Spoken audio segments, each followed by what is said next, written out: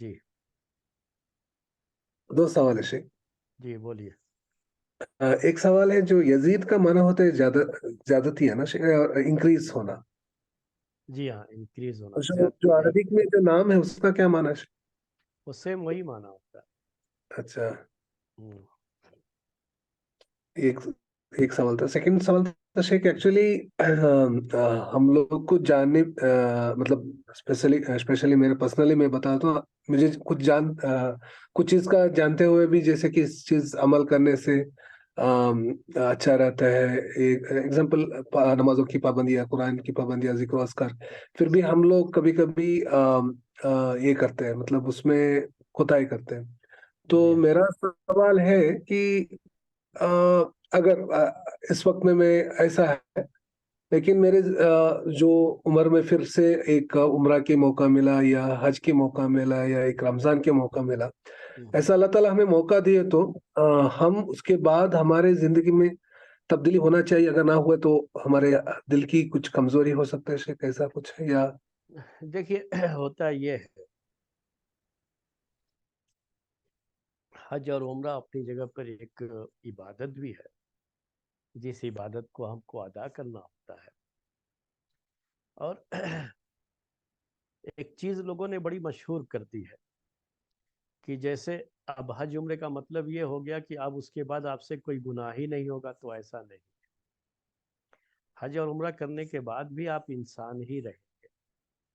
اور انسان کی حیثیت سے ہی آپ کو رہنا ہے۔ انسانوں سے غلطی ہوتی ہے، وہ چاہے ایمان میں کتنی بھی پختگی ہوگی تو گناہ بھی ہوتے ہیں، اور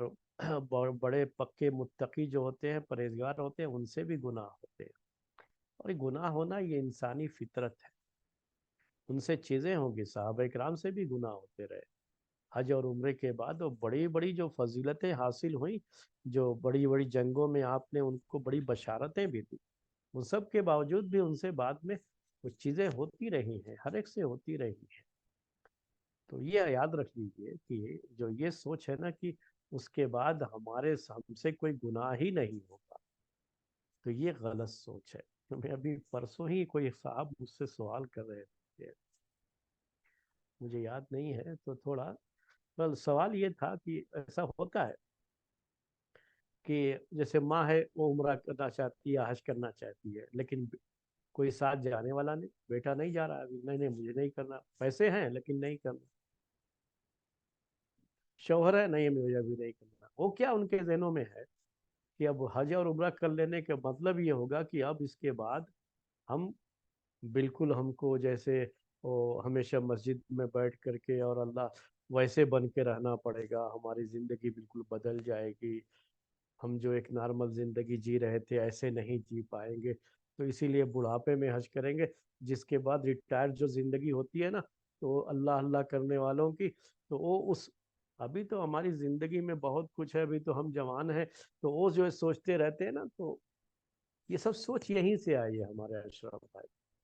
کہ ہم نے یہ سوچ لیا کہ حج اور عمرے کرنے کا مطلب یہ ہوتا ہے، ایسا کچھ نہیں ہے۔ اس کا مطلب یہ نہیں ہوتا ہے۔ حج اور عمرہ کرنے کے بعد بھی غلطی ہو سکتی ہے، انسان سے گناہ بھی ہو سکتا ہے،